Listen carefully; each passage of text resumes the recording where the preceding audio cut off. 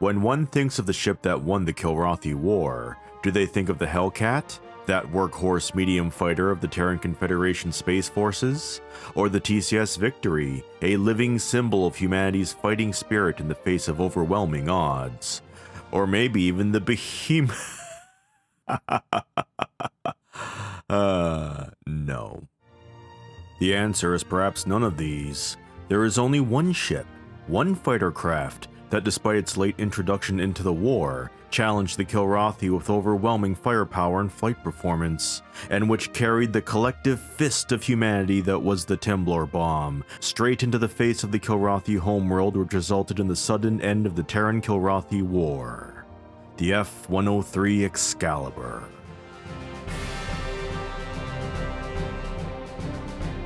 The year is 2669. The Terran Confederation had just barely avoided the destruction of Earth and enslavement of mankind by their longtime nemesis, the Kilrathi Empire. What came to be called the false armistice that brought about this perilous situation had left Confed forces in a dire state. The destruction wrought by the false armistice forced old and semi-retired ships out of backline duties and into frontline pickets against more modern and numerous Kilrathi equivalents. Obviously, this was an untenable situation only meant to bide time, as various doomsday projects and Longshot plans began to take priority alongside the accelerated development of new strike craft. In regards to the latter, those efforts bore fruit with the introduction and rollout of the Arrow, the Hellcat 5, the Thunderbolt 7, and the Longbow Bomber, which were updated designs intended to replace the Ferret, Rapier, Saber, and Broadswords respectively. While these new fighters and bombers were able to stand against the monstrously overwhelming numbers of the Kilrathi fleets with their superior technology and pilot corps, there was one heavy fighter that had yet to make its debut: the Douglas Aerospace F-103 Excalibur Heavy Fighter. And there was a good reason for this. The Excalibur was as well shielded as a Thunderbolt 7 Heavy Fighter, but able to keep up with the Arrow Light Fighter in terms of speed and maneuverability, in addition to having enough firepower to legitimately threaten Kilrathi capital ships, short of the terrifying Havar Khan-class dreadnoughts. So presumably, one can surmise that this bleeding edge of technology and fighter development would have some teething issues before a full mass deployment could be issued. So in light of that, let's look at exactly why the Excalibur was able to dominate the battlefields it entered so effortlessly by digging into its technical details. The F-103 Excalibur Heavy Fighter was rated for a maximum speed at 500 km per second, a max afterburner speed of 1300 km per second, and an acceleration rating of 275 km per second square, which was quite an achievement by the designers and engineers at Douglas Aerospace, especially when compared to the speed of the Arrow Light Fighters, which were clocked in at 520 km per second, 1400 with the afterburner, and 250 km per second in acceleration. For maneuverability, the Excaliburs were considered in between the Arrow and the Hellcat 5, with its maximum yaw, pitch, and roll at 70, 75, and 70 degrees per second. Again, given that the Arrow and Hellcat are considered light and medium fighters respectively, coming in second place between these two was a major selling point for a craft designated as a heavy fighter. As for the Excalibur shields, they were measured at 250 centimeters armor equivalent, and its hull had 110 centimeters of armor at all sides, making its defensive capabilities roughly on par to that of the much heavier, and slower, Thunderbolt 7. With the only difference being that the Thunderbolt had 10 centimeters more armor fore and aft, and 10 centimeters less on the sides. In regards to the Excalibur's offensive capabilities, it was armed with 4 tachyon cannons that were powerful enough to rip through the shields of capital ships, and 2 Reaper cannons, which were essentially an upgraded, faster-firing version of the older ion cannons. In terms of missile loadouts, it would be typically armed with 6 Pilum Friend or Foe missiles and 6 Spiculum Image Recognition missiles. In the event that a Temblor bomb was loaded, the 6 missiles loaded inward of the ship, usually the IRs, would be swapped out and replaced with a T-bomb. Lastly, an important feature of the Excalibur was that unlike the other modern Confederation frontline fighters of 2669, with the exception of the Longbow Bomber, was that it carried a jump drive, which allowed the Excalibur to operate with a degree of autonomy in sectors away from friendly carriers or bases. This opened up some very dangerous strategic options for Confed, as when combined with a cloaking device, which some Excaliburs would carry near the end of the war, meant that a wing of Excaliburs could infiltrate heavily fortified systems with no one the wiser until it was too late. This capacity for infiltration was proven quite explosively, with Lancelot Flight and their run to Kilrathi at the very end of the Terran-Kilrathi War, the very same run that ended the decades-long conflict. After the war, the Excalibur continued to see service with presumably more being produced, though in far less numbers than would be in wartime. But to reflect this new era of peace, a new model of Excalibur would be created that downscaled much of its abilities. First, the Reaper cannons were replaced with ion cannons, most likely on the grounds that the older, and assumably cheaper, ion cannons were a better fit for the needs of peacetime. The same rationale could be applied to why all known Excaliburs were not fitted with cloaking devices.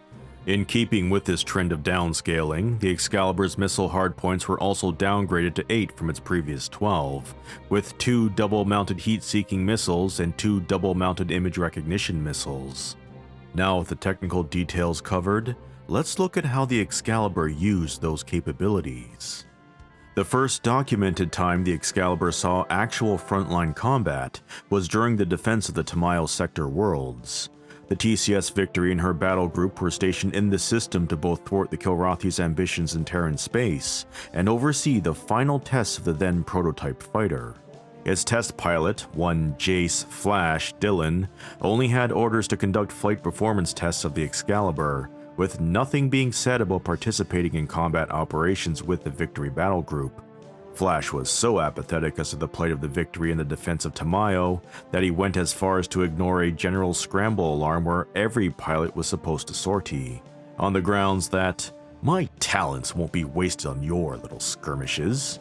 Angered by this flippant attitude, Colonel Christopher Maverick Blair, the wing commander of the TCS Victory, along with the help of Chief Tech Rachel Coriolis, managed to steal away the Excalibur for one mission to intercept a Kilrathi invasion force en route to Tamayo 2. To say this was an upgrade for the Excalibur would prove to be an understatement, as it would perform exceptionally well under the veteran hands of Maverick. This was demonstrated when en route to intercept the invasion fleet, he and his wingmen, who were flying Thunderbolts, were accosted by the Kilrathi forces escorting said invasion fleet. Namely, 4 Vaktoth heavy fighters, 4 Darket light fighters, 4 Dralthi medium fighters, and a Kamrani class corvette for good measure. Now this is the exact kind of job a Thunderbolt 7 would be needed for, where its firepower and defenses were needed to push through such stiff resistance through a protracted and intense battle. But the Excalibur cut through all that. With Blair at the controls, she floated like a butterfly among the chaos of battle and stung like a very large, very angry bee. In a short amount of time, the escorts were reduced to burnt-out wreckage, and the Kilrathi invasion fleet, who were eager to begin their conquest of a Terran world, were left bare and vulnerable. The battle ended in total victory for the Confederation. The Kilrathi forces were obliterated in large part due to the Victory's flight wing, and the performance of the Excalibur. But the story is not quite finished yet, as one person was less than pleased with this turn of events. It was Flash's turn to be angry at the Colonel for stealing away his baby, and challenged him to a duel on the Victory's flight simulator to determine who was the better pilot for the Excalibur.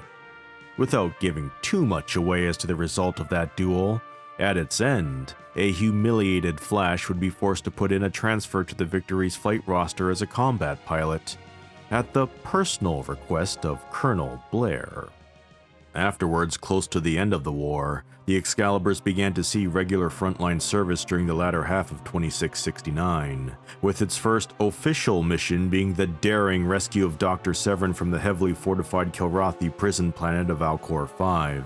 This rescue was just the opening act in a greater Longshot plan concocted by General James Paladin Taggart to win the war, and Dr. Severin factored into Paladin's schemes, which is why the rescue took place, as Severin had invented a new type of weapon that could destroy tectonically unstable planets in one killing blow, planets that just happened to be like Kilrathi. This weapon was none other than the Temblor bomb. But now that the Temblor bomb was being developed, the second phase of Paladin's strategy could begin. laying the groundwork for actually getting the bomb to Kilra, while simultaneously testing it on a similar planet to Kilra to make sure the Templar bomb's planet-killing abilities were more than just overinflated sales hype, which the Excalibur would be a key component in both stages. The first phase was the conquest of Freya, whose jump nodes allowed direct access to the Kilra system, which would be a perfect stage for the Excalibur to perform on. And much like what transpired in the Tamayo and Alcor systems, the Excaliburs burned a path of carnage through the Kilrathi fleets, as in a one-on-one basis the Kilrathi simply had nothing in its starfighter fleet that could counter such an advanced fighter. Even when the Kilrathi leadership began doubling down on their swarm tactics with greater numbers, the Excalibur wings still managed to prevail. Eventually, these miraculous feats would reach a climax when an Excalibur successfully tested the Templar bomb on a planet in the nearby Hyperion system, signaling with an explosive finish that the stage was set for the final strike on Kilra. The last phase of the plan would have the Confederation fleet rallied at Freya, but instead of charging into the Kilra system guns blazing, the Confed fleet would simply wait in the system as if to taunt the Kilrathi home fleet to come and get them.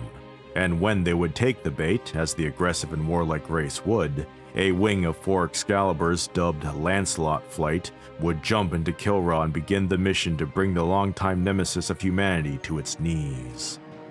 Led by Kilrathi war ace Colonel Christopher Maverick Blair, Lancelot Flight charged into the system fighting Kilrathi ships along their trek to Kilra, and while his wingmen were lost en route to the planet, Maverick was able to stealthily infiltrate Kilra's airspace thanks to the prototype cloaking device on board, and fly into Kilra itself and fire the T-bomb on the precise fault line needed to destroy the Kilrathi homeworld, along with the majority of the Kilrathi fleet that was stationed in orbit around Kilra for their own final strike against Earth.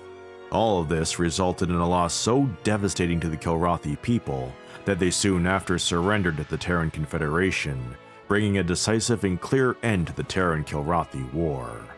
No other fighter past or present in the Confederation fleet at the time could have done any of the deeds needed from the defense of Tamayo to the destruction of Kilra.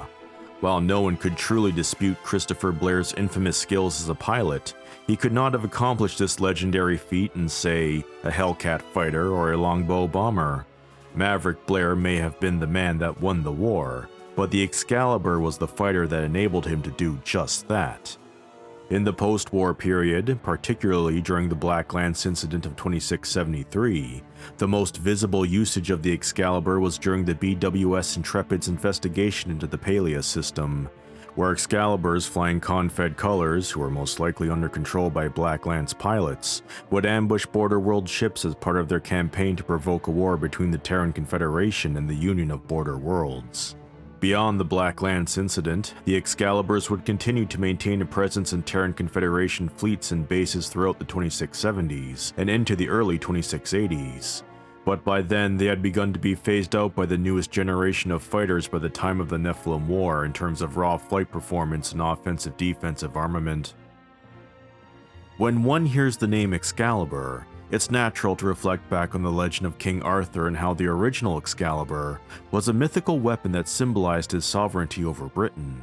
Now fast forward to 2669, where the Excalibur heavy fighter seemingly took to its namesake to become a shining and righteous sword, drawn to defend the sovereignty of the human race in its darkest hour, which would eventually lead the Terran Confederation to their ultimate triumph, and thereby creating a new Excalibur legend all its own.